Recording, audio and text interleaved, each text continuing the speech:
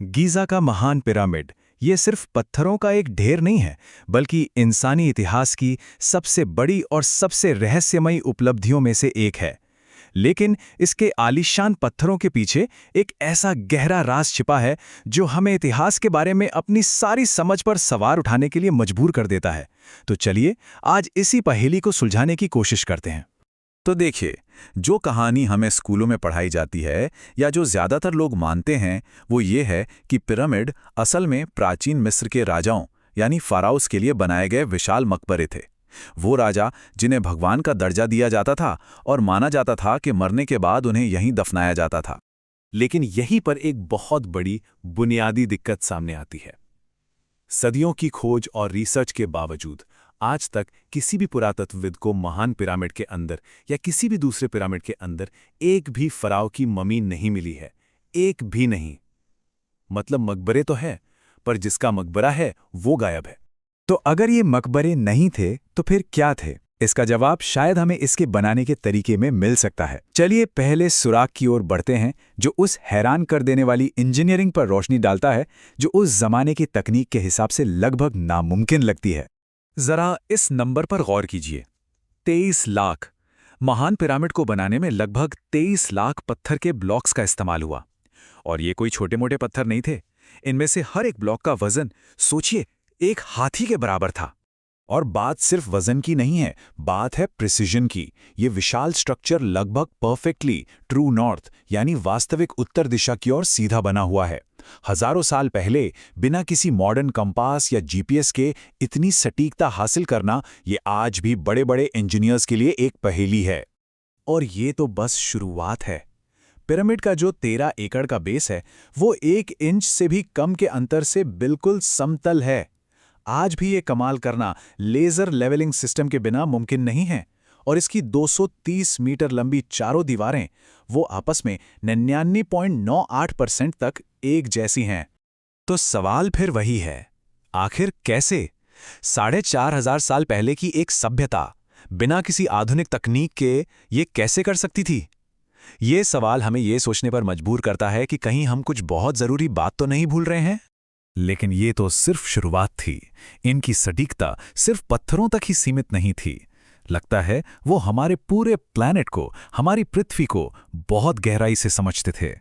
इस पहेली को समझने के लिए हमें एक खास खगोलीय घटना को समझना होगा, सोलर इक्विनॉक्स। ये साल के वो 2 दिन होते हैं जब दिन और रात की लंबाई बिल्कुल बराबर हो जाती है, यानी ठीक 12-12 घंटे की। और यही हमारी अगली गणना का आधार है। अब एक छोटा सा गणित करते हैं, लेकिन इसका नतीजा बहुत बड़ा है। अगर हम इक्विनॉक्स के दिन के उन 12 घंटों को सेकंड में बदलें तो हमें एक नंबर मिलता है 43,200। इस नंबर को जरा ध्यान में रखिएगा क्योंकि ये कोई आम नंबर नहीं है।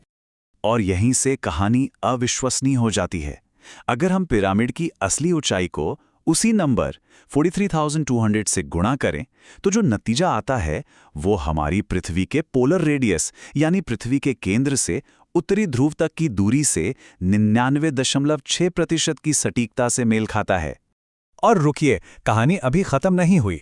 अगर हम पिरामिड के बेस यानी आधार की कुल लंबाई को भी उसी जादुई नंबर 43,200 से गुणा करें तो हमें पृथ्वी की भूमध्य रेखीय परिधि मिलती है, और वो भी 99% से ज्यादा की सटीकता के साथ। ये ऐसा है मानो पिरामिड को जानबूझकर पृथ्वी का एक छोटा सटीक मॉडल बनाया गया हो।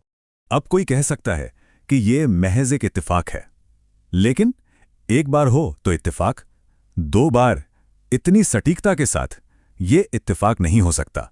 ये एक पैटर्न है, एक डिजाइन है। हम सब पिरामिड के बारे में एक बात जानते हैं कि उसके 4 साइड्स होते हैं, है ना? लेकिन क्या ये सच है? कहानी में एक और हैरान करने वाला मोड़ है। ज्यादातर लोगों को ये जानकर हैरानी होगी कि महान पिरामिड के 4 नहीं बल्कि असल में 8 फलक हैं। और सबसे कमाल की बात, ये 8 साइड्स सिर्फ एक खास मौके पर आसमान से ही दिखते हैं, सोलर इक्विनॉक्स के सूर्योदय और सूर्यास्त के समय। ठीक वही खगोलीय घटना जिससे वो 43,200 का नंबर निकला था। देख रहे हैं सब कुछ कैसे जुड़ा हुआ है। ये सुराग सिर्फ गणित और जमीन तक ही सीमित नहीं है। अगर हमें पूरी कहानी जाननी है तो हमें आसमान में, तारों में भी देखना होगा और उन पत्थरों को पढ़ना होगा जो हजारों सालों से वहां खड़े हैं। लेखक ग्राहम हैनकॉक एक थ्योरी देते हैं कि गीज़ा के तीनों पिरामिड का लेआउट रात के आसमान में दिखने वाले ओरियन नक्षत्र के 3 सितारों, जिन्हें ओरियन बेल्ट कहते हैं, का एक सटीक नक्शा है। लेकिन ये उस समय के सितारों से मेल नहीं खाता जब पिरामिड बनाए गए थे। ये मेल खाता है उन सितारों से जो आज से 13,500 साल पहले आसमान में थे, मिस्र की सभ्यता से भी हजारों साल पहले। अब तारों से मिला ये सुराग हमें एक बहुत ही पुराने वक्त की ओर इशारा कर रहा है, लेकिन क्या जमीन पर इसका कोई सबूत है? इसके लिए हमें पिरामिड के रहस्यमयी पहरेदार स्फिंक्स की तरफ देखना होगा। देखिए, स्फिंक्स एक रेगिस्तान में है, तो इस पर हवा और रेत के निशान होने चाहिए थे, लेकिन भूवैज्ञानिकों को इस पर पानी के गहरे वर्टिकल निशान मिले हैं, बहुत भारी लगातार हुई बारिश के निशान। और ये निशान सिर्फ एक ऐसे समय में बन सकते थे जब सहारा एक हरा भरा बारिश वाला इलाका था, रेगिस्तान में ही।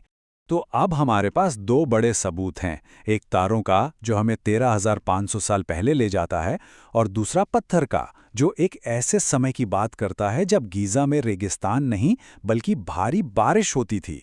और ये दोनों सबूत एक ही दिशा में एक ही बहुत पुराने समय की ओर इशारा कर रहे हैं।